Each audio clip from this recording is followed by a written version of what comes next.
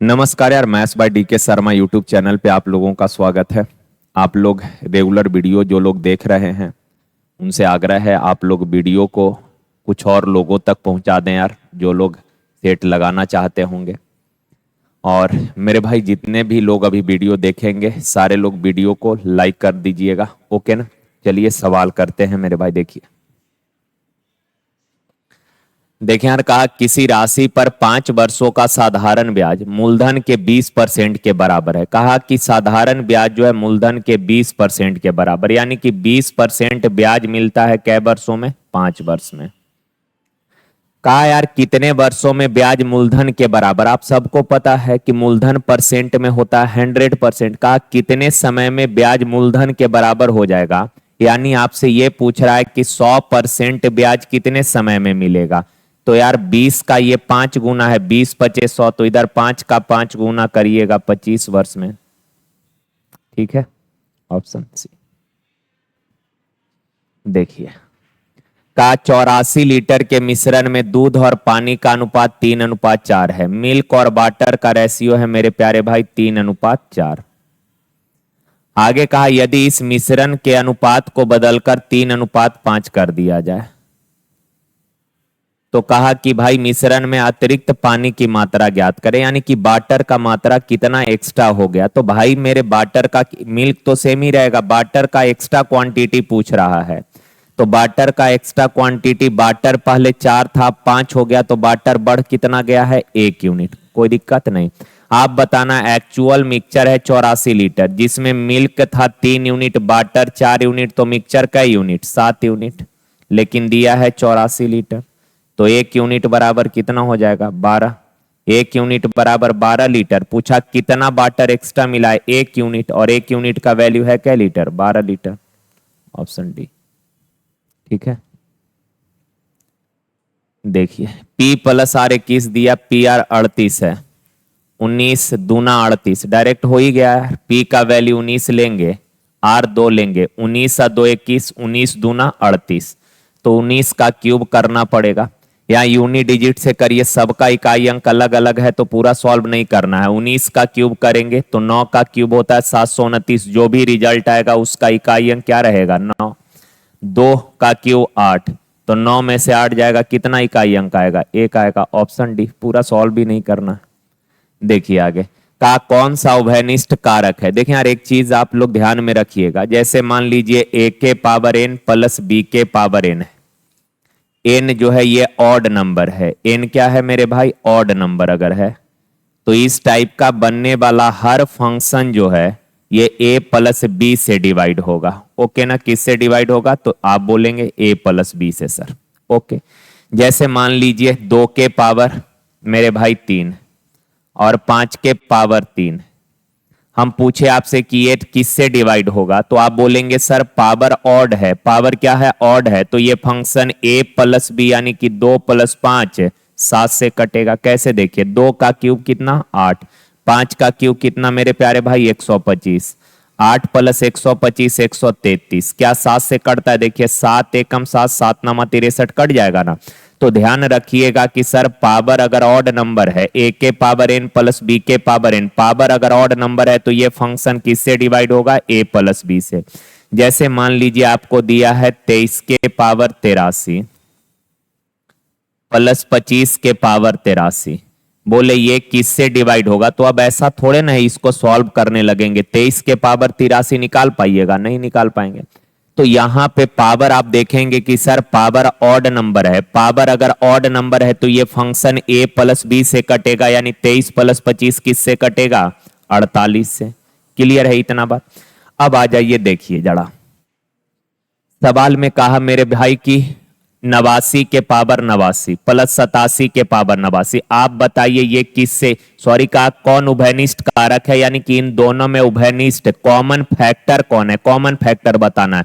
तो आप बताइए पावर ऑड नंबर है तो ये किससे कटेगा? a प्लस बी से। a प्लस बी से यानी 9 और 7 16, 8 8 16 और 1 17, 176 से। अच्छा ये फंक्शन किससे कटेगा? सर पावर ऑड नंबर है तो a प्लस बी यानी ये भी 176 से कटेगा।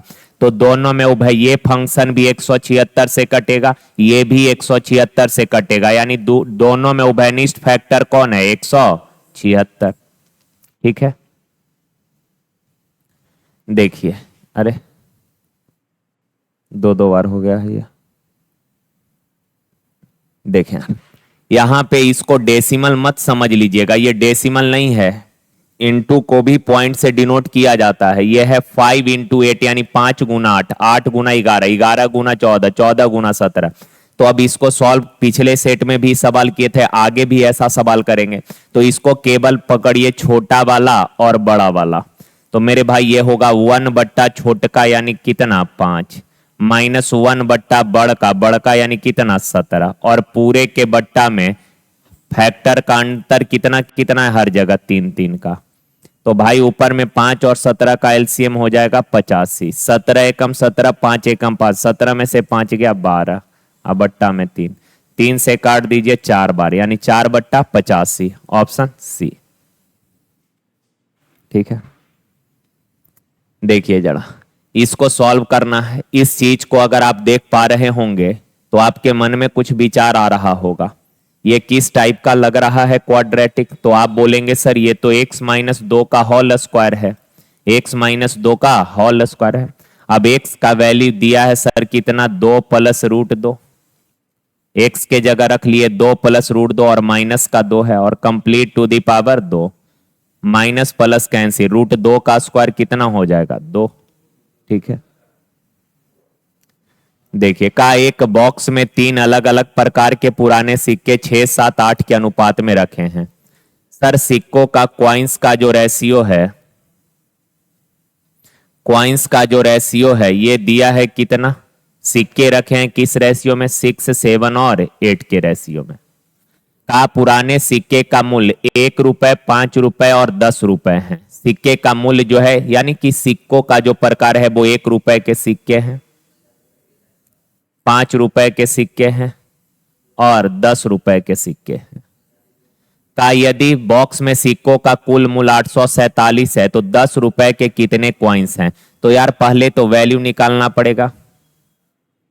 आप बताना, 1 रुपए के अगर आपके पास 6 सिक्के हैं यानी 6 रुपए होंगे, 5 रुपए के 7 सिक्के हैं यानी 35, भाई 10 रुपए के 8 सिक्के हैं यानी कि 80।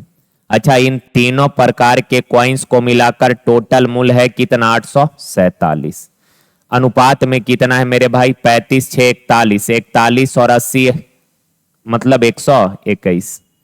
अब पूछा क्या है? 10 रुपए के सिक्कों का संख्या, 10 रुपए वाले कॉइन्स का संख्या कितना है? 8 यूनिट। अब ये 7 से कट जाएगा, 8 सते 56, ऑप्शन सी। क्लियर है बात? देखिए का स्कूल में 500 छात्र हैं, लड़के और लड़कियों का अनुपात 7:3 है। अच्छा, टोटल 500 बच्चे हैं जिनमें बॉयज और गर्ल्स के संख्या का रेशियो दिया है कितना? 7:3। तो आप बताइए, बॉयज 7, गर्ल्स 3, तो 10, 10 बराबर 500, तो 1 बराबर 50, 1 बराबर 50 तो 7 बराबर 350 और 3 बराबर 150। ठीक है, यहां तक किसी को दिक्कत नहीं। अब का विद्यालय में 120 नई लड़कियों का नामांकन होता है, 120 गर्ल्स एक्स्ट्रा आ गई। भाई पहले से 150 थी, 120 गर्ल्स अगर और आ गई तो अब गर्ल्स हो गई है कितना? 270। आप बताइए, अगर गर्ल्स आई है तो गर्ल्स का संख्या इंक्रीज करेगा, क्या बॉयज के संख्या में कोई परिवर्तन होगा? आप बोलेंगे सर नहीं, यानी बॉयज अभी भी कितना होगा? 350 ही। तो कहा कि बताइए लड़कों और लड़कियों के संख्या का रेशियो, 0 से 0 कटेगा यानी 35:27, ऑप्शन ए। ठीक है, देखिए कहा सेब के रस और, ये लैंग्वेज अच्छा है यार, इसका मतलब सवाल आसान है, लैंग्वेज बस थोड़ा सा आपको समझना है। कहा सेब के रस और संतरे के रस वाले एक मिश्रण में 20% सेब का रस था। देखें यार, एक शरबत है या एक मिक्सचर है, किस किस चीज का है? तो एप्पल और ऑरेंज का।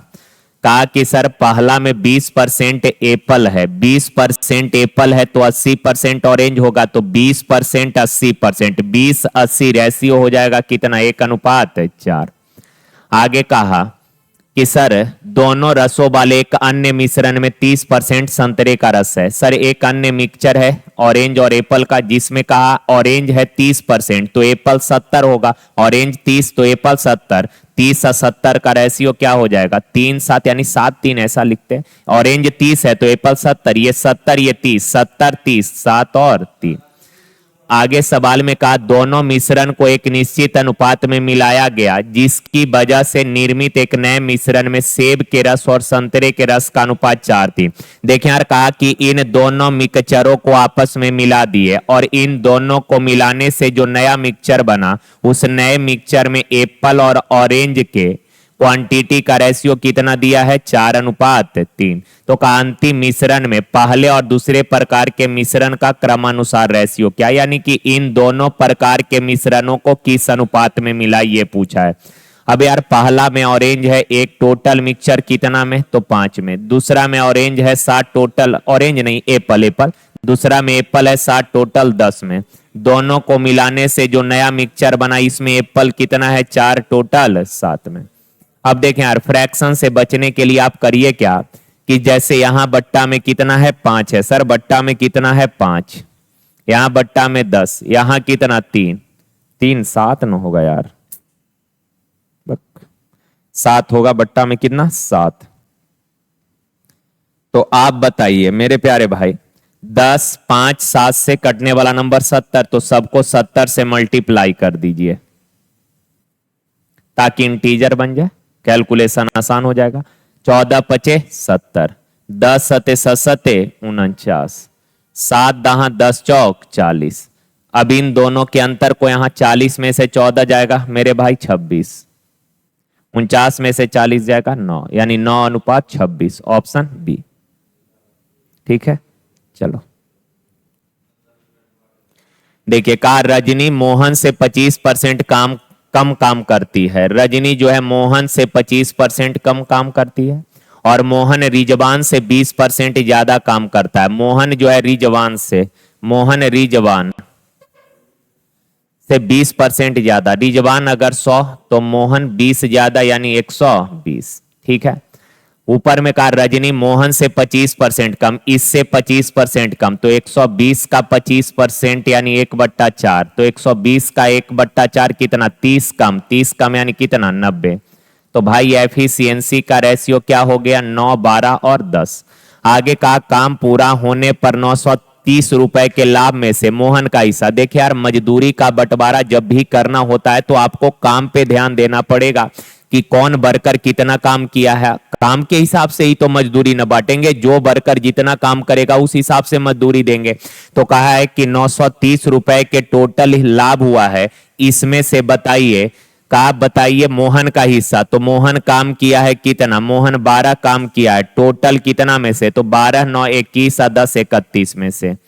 तो 930 रुपए का टोटल जो लाभ हुआ, इसमें से मोहन लेगा कितना 12, टोटल कितना में से 31 में से। 31 से काटिए 30 बार, 12 तिया 36 यानी 360।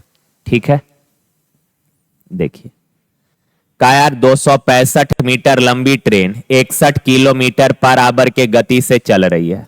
विपरीत दिशा में 47 किलोमीटर पर आवर के गति से चल रही 245 मीटर लंबी दूसरी ट्रेन को वह कितने समय में पार कर जाएगी। देखें तो यार 265 मीटर लंबा ट्रेन 61 के गति से चल रहा है, अपोजिट डायरेक्शन से एक और ट्रेन आ रही है 47 के गति से और उसका लंबाई 245 मीटर है। का कितने समय में पार कर जाएगी, तो समय बराबर दूरी बटा 4।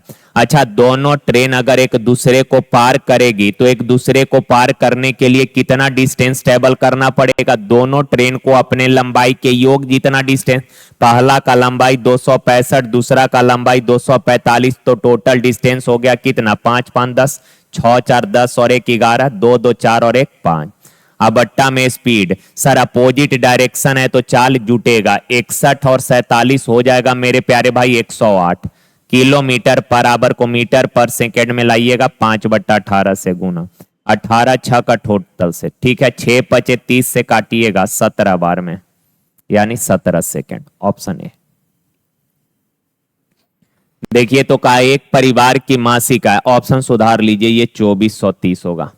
कहा एक परिवार की मासिक आय 45,000 है, मासिक आय में से 20% भोजन पर खर्च किया जाता है, 20% घर के किराए पर खर्च किया जाता है, 5% खरीदारी पर किया जाता है खर्च, और 10% व्यक्तिगत खर्च पर खर्च किया जाता है, और बाकी की बचत होती है। यदि उन्होंने अपने मासिक बचत का 12% गरीब को दान करने का निर्णय लिया तो वे गरीबों को कितने रुपए दान किए, ये पूछा है। देखें यार, इस तरह के सवाल में दो टाइप से लैंग्वेज मिलेगा। एक तो कई बार शेष शेष शेष शेष करके दिया रहेगा कि व्यक्ति अपने इनकम का 10% भोजन पे खर्च करता है, शेष का 20% बच्चों के शिक्षा पे खर्च करता है, शेष का 15% जो है किराए में खर्च कर देता है। तो शेष शेष करके डेटा दिया रहे, उस तरीके का सवाल आप लोग किए होइएगा। लेकिन क्या यहाँ पे कहीं भी आपको शेष का चर्चा किया है? नहीं किया।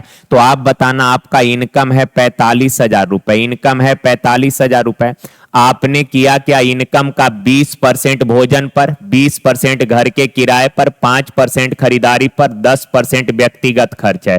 कितना खर्च कर दिए? 20 20 40, 40 10 50 और 5 55 खर्च कर दिए, तो शेष बचाए हैं कै परसेंट? 45%।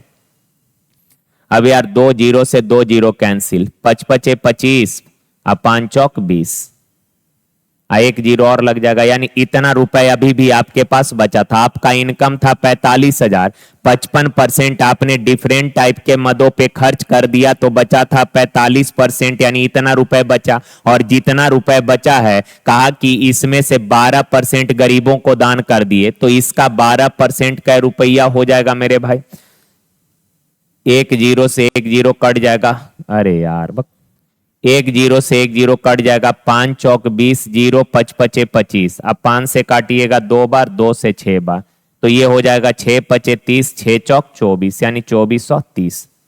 Option D 2430। ठीक है, चलिए देखें। कहा एक कॉलेज में लड़कों और लड़कियों के संख्या का अनुपात है 3:2, बॉयज और गर्ल्स के संख्या का रेशियो दिया है 3 मेंटली कर लेना है।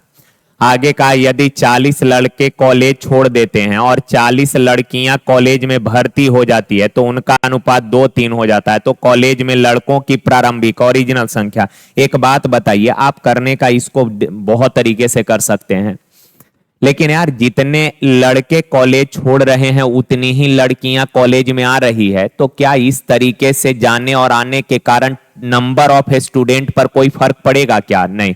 40 लड़के गए हैं और 40 लड़कियां आ गई है, तो टोटल नंबर ऑफ स्टूडेंट में कोई परिवर्तन नहीं होगा। आप बताइए, पहले बॉयज 3 था, गर्ल्स 2 थी, तो टोटल विद्यार्थी 5। अब बॉयज 2 है, गर्ल्स 3 है, तो अभी भी टोटल विद्यार्थी कितना है? 5, यानी ऑलरेडी ये रेशियो बैलेंस है। लड़का 3 था, हो गया 2, यानी 1 का कमी। गर्ल्स 2 थी, हो गई 3, यानी 1 बढ़ी। तो बॉयज में 1 का कमी, गर्ल्स में 1 का वृद्धि। अनुपात में 1 का कमी, 1 का वृद्धि, पर एक्चुअल में कितने का कमी वृद्धि हुआ है? लड़का 40 कमा, लड़की 40 बढ़ गई, यानी एक्चुअल में भी कमी या वृद्धि कितने का है? 40 का। 1 यूनिट बराबर 40। तो कहा शुरुआत में कितने लड़के थे? तो शुरुआत में लड़का था 3 यूनिट, 1 बराबर 40, तो 3 बराबर 20, ये 120।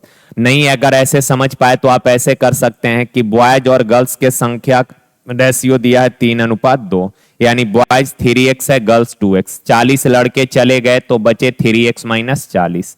40 लड़कियां आ गई तो हो गई 2x प्लस 40 लड़कियां, अब इतना हो गई। अब इनका रेशियो क्या हो गया है? 2:3, यानी 2/3।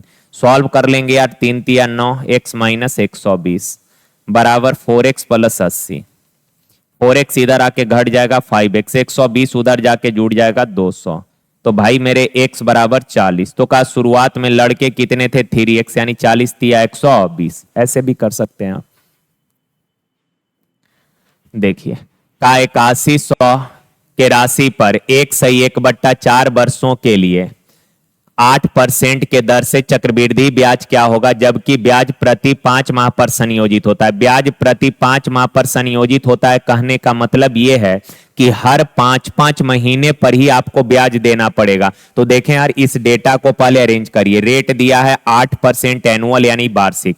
टाइम है 1/4 ईयर। अच्छा, एक बात बताना आप लोग, 1 वर्ष यानी 12 महीना और 1/4 ईयर, यानी ईयर को मंथ में लाएंगे, 12 से गुना 4 तिया 12, एक वर्ष यानी 12 महीना, 1/4 ईयर यानी 3 महीना, तो 12 और 3 15 माह के लिए आप सपोज पैसे उधार लिए हैं, ठीक है ना। लेकिन उसने बोला कि भैया हर 5 महीने पर ब्याज लगेगा, हर 5 महीने पर, तो 15 महीना में 5-5 महीने पर अगर ब्याज देते हैं तो 15 महीना में कै बार ब्याज देना पड़ेगा? 3 बार। तो उसको मान लेते हैं 3 बार, 3 टर्म यानी कि 3 ईयर बोलते हैं, 3 ईयर, ओके ना।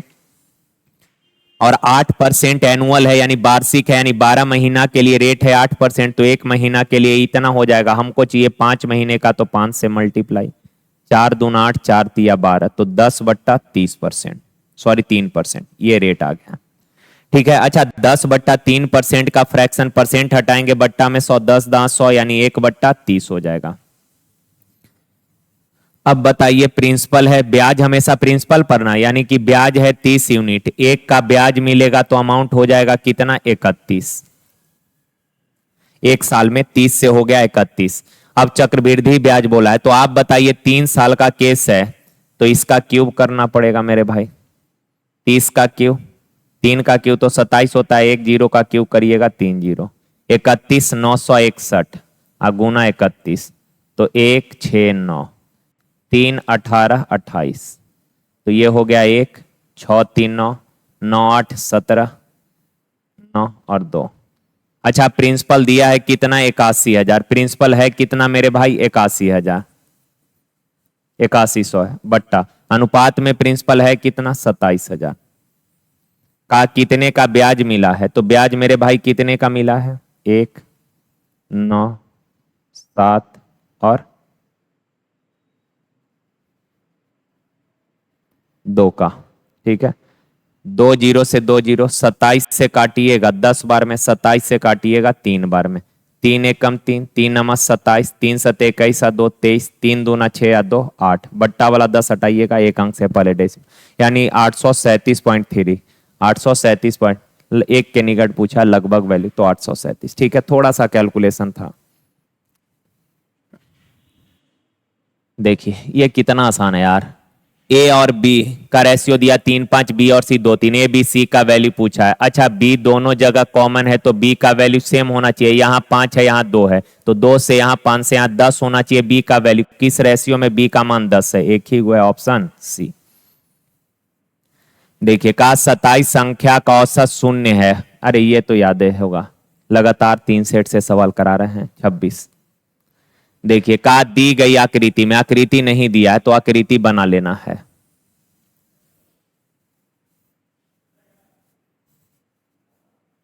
ये ए, ये है बी, ये डी और ये सी, ये फिगर दिया, ठीक है। फिगर दिया था पर यहां मिसिंग है। देखिए का ए बी बराबर डी बी है, ए बी बराबर डी बी, आगे का ए सी बराबर डी सी, ए सी बराबर डी सी, का B A B D 58 degree, A B D ये वाला पूरा एंगल जो है मेरे प्यारे भाई, ये पूरा एंगल है कितना? 58। आगे कहा डी बी सी 2x-4 है, D B C 2x-4, D B C ये वाला एंगल दिया है 2x-4। आगे कहा ए सी बी 22+15, ए सी बी ये है 22+15। आगे कहा D C B 63, D C B 63 ये वाला एंगल है 63 डिग्री। कहा सर 2x+5y का वैल्यू निकालना है, 2x+5y। देखें यार एक चीज, इन दोनों ट्रायंगल को अगर आप सरसरी निगाहों से देख पा रहे हैं तो आपको पता चलेगा कि सर इन दोनों ट्रायंगल जो है, ट्रायंगल हो गया अपना कौन कौन? Triangle A B C, triangle A B C, triangle A B C और ट्रायंगल डीबीसी। देखिए तो ये दो भुजा बराबर, ये भुजा इसके बराबर है और ये वाला भुजा दोनों में कॉमन है, यानी कि इन दोनों ट्रायंगल का तीनों भुजा इक्वल है। और अगर तीनों भुजा आपस में बराबर है इसका मतलब ये दोनों ट्रायंगल कॉन्ग्रुएंट यानी सर्वांगसम होगा। समरूप नहीं, समरूप तब होता है जब साइड का रेशियो इक्वल होता है। रेशियो अगर इक्वल है तब समरूप होगा, लेकिन यहां साइड का लेंथ बराबर है भाई, बराबर है यानी कि ये सर्वांगसम होगा। एस एस एस से ये दोनों ट्रायंगल सर्वांगसम है और अगर सर्वांग है तो इसका सर्वांग समान होगा, साइड इक्वल होगा, एंगल भी इक्वल होगा। तो आप बताना इस त्रिभुज का कोण ए और इसका कोण डी बराबर ए के बराबर डी होगा, बी के बराबर बी और सी के बराबर सी होगा। कोई दिक्कत यहां तक नहीं? अब हो गया, समझ गए बात? अब जरा एक बात बस ये बताइए, अगर ये पूरा 58 है, ये वाला 2x-4 है, तो 58 में से अगर घटा दीजिएगा 2x-4, तो मेरे प्यारे भाई माइनस इंटू माइनस प्लस हो जाएगा, 58 और 4 62 माइनस 2x, तो ये वाला एंगल हो गया 62 माइनस 2x। और अगर सर्वांग है तो इस त्रिभुज का कोण बी और इस त्रिभुज का कोण बी आपस में बराबर, यानी कि 62 माइनस 2x बराबर होगा 2x-4 के। 2x उधर जाके जुड़ जाएगा 4x, 4 इधर आके जुड़ जाएगा 66, तो x बराबर 33/2। अच्छा, इस कोण का, इस ट्रायंगल का कोण सी और इस ट्रायंगल का कोण सी आपस में बराबर होगा, यानी कि 22 + 15 बराबर 63। तो मेरे प्यारे भाई 22 बराबर कितना हो जाएगा 48। x पता करके 22 पता करके पूछा है 2 गुना x, x यानी 33/2। 22 का वैल्यू है 5 गुना 48, 2 से 2 कट गया, 33 प्लस 5 × 8 40, 5 चौक 20 4 24, 240 प्लस 33 273, ऑप्शन बी ठीक है। देखिए का साइन ए बराबर 4/5 है। अच्छा, साइन ए बराबर दिया है कितना 4/5, तो साइन होता है P/H, P है 4, H है 5, तो B कितना हो जाएगा 3, ट्रिपलेट याद होगा। तो साइन A 4/5 है, तो बस ये बताइए कॉस A क्या होगा B/H, यानी कि 3/5 हो जाएगा। सिमिलरली मेरे भाई साइन B दिया है 15/17 और साइन होता है P/H 15/17, तो B कितना हो जाएगा 8, 8 15 17 ट्रिपलेट याद होगा। तो यहां से कॉस B अगर निकालेंगे तो कॉस B B/H यानी 8/17। और पूछा क्या है यार, sine A minus B, sine A minus B. अच्छा, साइन A माइनस बी क्या होगा, तो आप बोलेंगे sir sine A minus B होता है sine A into cos B minus sine B into या cos A into sine B, लिख देते हैं ऐसे ही, sine B into cos A। ठीक है, ये चीज साइन A का वैल्यू कितना है भाई 4/5 गुना कॉस B का वैल्यू कितना है 8/17 माइनस साइन B का वैल्यू कितना है 15/17, कॉस A का वैल्यू है 3/5। सॉल्व करिए यार, 17 × 5 = 85, नीचे तो 85 रहेगा, ऊपर 8 चौक 32 में से 15 या 45 घटेगा, 32 में से 45 घटेगा, 32 में से 45 घटेगा, कितना आ जाएगा 13, माइनस 13/85, ऑप्शन बी। देखिए का दो बेलन के त्रिज्या का रेशियो 2:1 है, ऊंचाई का रेशियो 5:2 है, वॉल्यूम का रेशियो क्या होगा, तो बेलन का आयतन होता है πr²h, रेशियो लिख रहे हैं तो पाई कांस्टेंट है, कंसीडर नहीं करना है, r² × h, तो रेडियस 2, 2 का स्क्वायर 4 × 5 = 20। सॉरी, दूसरे बेलन का रेडियस है 1, 1 का स्क्वायर 1 × 2 2, तो ये हो जाएगा 10:1। ठीक है, ऑप्शन बी। देखिए का किसी मूलधन पर साधारण ब्याज मूलधन का 1/4 है, साधारण ब्याज मूलधन का 1/4 है, मूलधन का 1/4 है, यानी प्रिंसिपल अगर 4 है तो साधारण ब्याज कितना 1। आगे कहा यार कि यदि वर्षों की संख्या वार्षिक ब्याज दर के संख्यात्मक मान के बराबर है, यानी कि टाइम जो है रेट के बराबर है, तो रेट अगर x% है तो टाइम हो जाएगा x ईयर। अब हो गया यार, ब्याज बराबर P/100, 4 से काटिएगा 25 बार में, x² बराबर 25, तो x बराबर 5, रेट पूछे या टाइम पूछे 5 ही होगा। देखिए का तार का एक टुकड़ा 70 सेंटीमीटर त्रिज्या के साथ एक वृत्त बनाने के लिए मुड़ा हुआ है, एक तार के टुकड़ा का लंबाई है 70 सेंटीमीटर का वृत्त बनाने के लिए मुड़ा है, यानी कि एक वृत्त है जिसका रेडियस है 70। तो मेरे प्यारे भाई यहां तक दिक्कत नहीं होगा। का यदि उस तार के टुकड़े को एक वर्ग बनाने के लिए मोड़ा जाता है, पहले वृत्ताकार शेप दे दिए, फिर उस टुकड़ा से एक वर्ग बना दिए, तो वर्ग के भुजा का लंबाई। पहले तो ये बताइए इन दोनों फिगर में कॉमन क्या होगा। एक तार था, आपसे पहले उससे वृत्त बनाए, फिर उसी तार को मोड़कर वर्ग बना दिए। तो सर इन दोनों फिगर में पेरीमीटर यानी तार का लंबाई ना कांस्टेंट रहेगा, यानी कि दोनों का परिमाप बराबर होगा।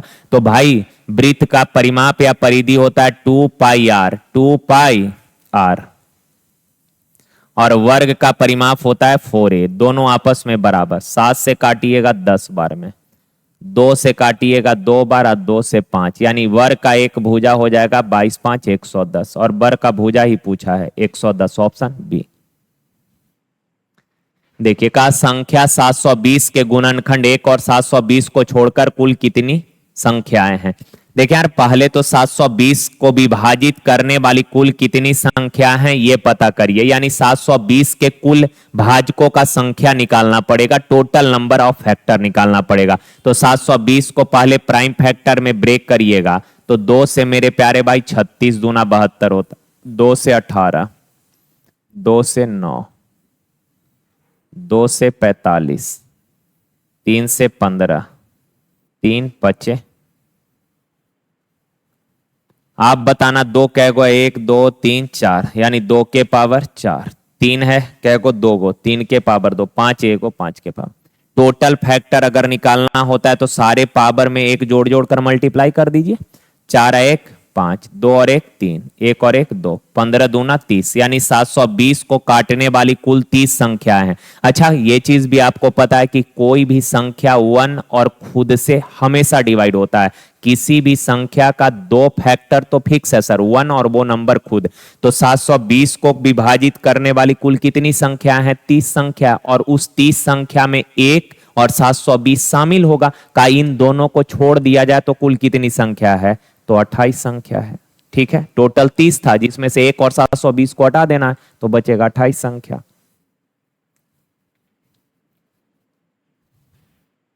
देखिए का ए किसी काम के 2/3 भाग को 60 दिन में। अच्छा ए जो है 2/3 भाग काम कर देगा 60 दिन में, तो ए पूरा काम करेगा कै दिन में मेरे भाई, पूरा काम 90 दिन में। क्रॉस करेंगे 30 या 90 दिन। आगे कहा उसी काम का 1/5 भाग कितने दिन में, तो पूरा काम 90 दिन में, तो 1/5 भाग कै दिन में, 18 दिन में। देखिए का कौन सा समीकरण को मापक के रूप में निरूपित करता है। तो बस यार इसको ब्रेक कर लेना है, सॉल्व कर लेना है इसको। ठीक है,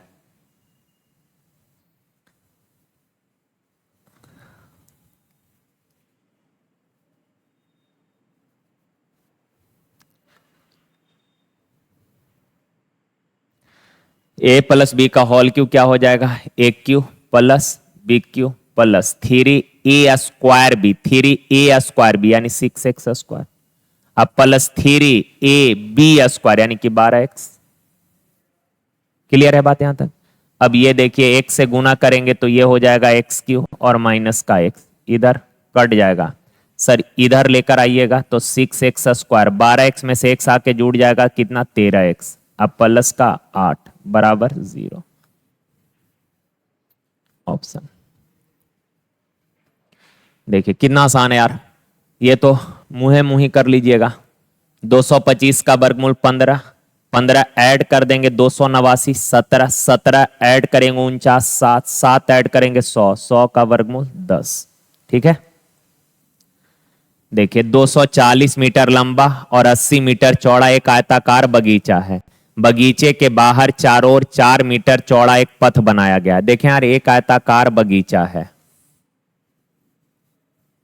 इस बगीचे का लंबाई है 240 मीटर और चौड़ाई है 80 मीटर का। इसके बाहर में चारों तरफ 4 मीटर चौड़ा एक रास्ता बनाया गया है।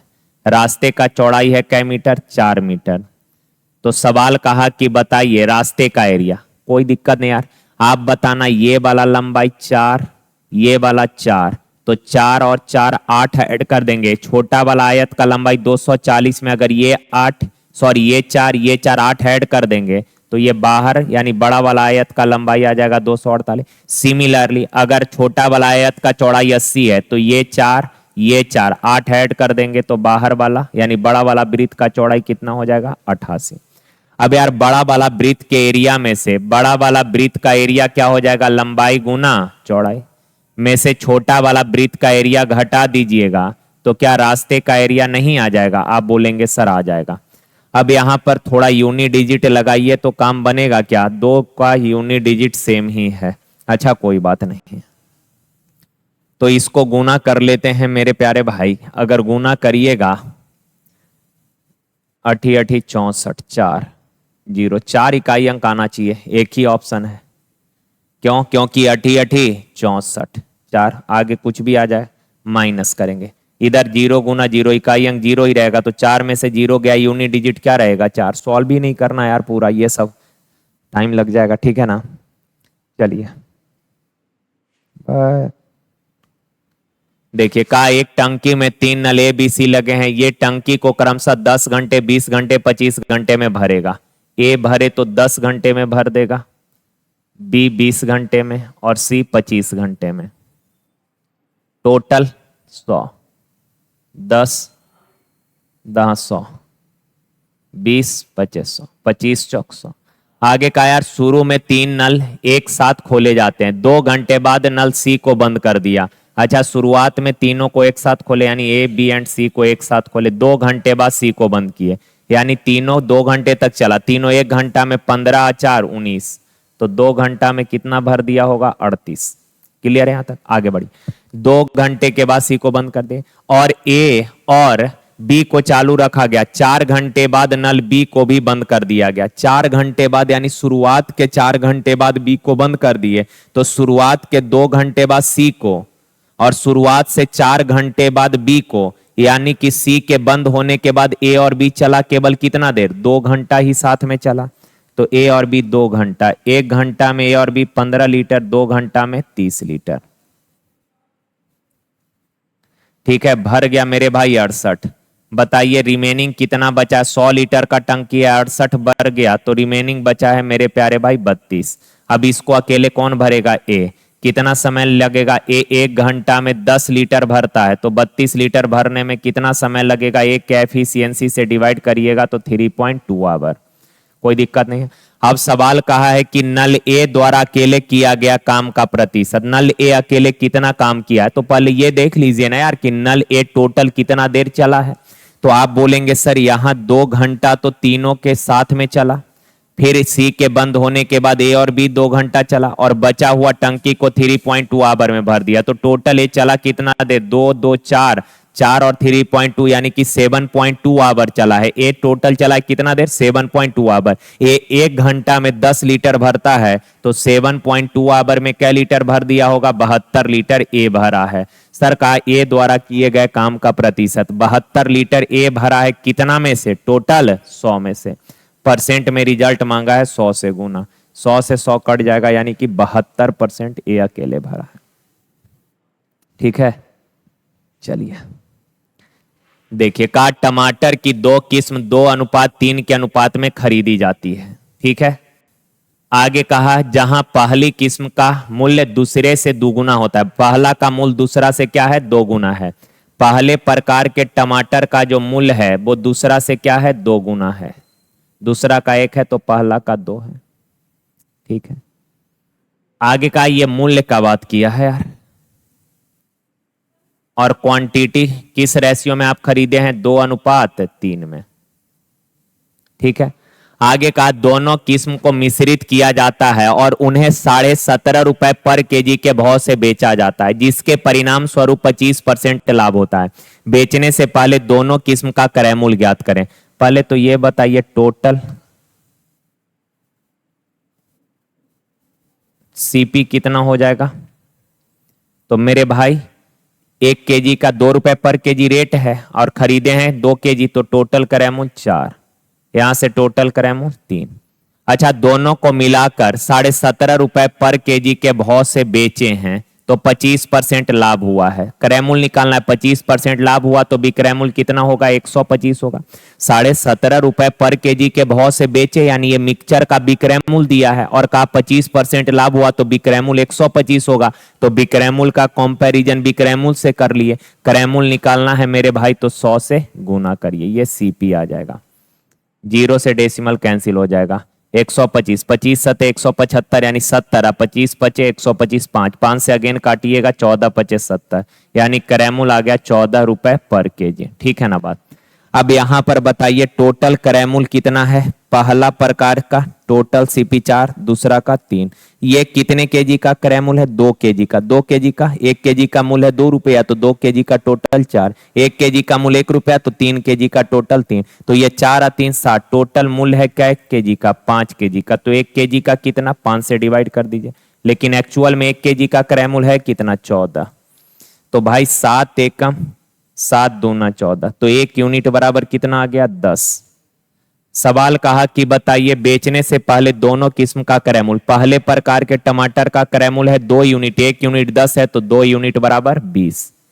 दूसरे प्रकार के टमाटर का कैरेमूल 1 यूनिट, 1 यूनिट बराबर 10, यानी 20:10। ठीक है, अच्छा सवाल था। एलिगेशन से भी इस सवाल को आप कर सकते थे। देखिए कहा पिता की आयु पुत्र से दोगुनी है। फादर का जो एज है सन से 2 गुना। सन का अगर 1 है तो फादर का 2। आगे कहा उनकी आयु का HCF 22 है। भाई मेरे इन दोनों के आयु का HCF अनुपात 2 और 1 का HCF कितना है? 1, और दिया है कितना? 22 साल। का पुत्र की आयु कितना है? तो 22 एकम 22। ओके ना, तो चलें यार, हो गया आज के लिए यहीं तक। थैंक यू मेरे भाई, धन्यवाद यार, थैंक यू।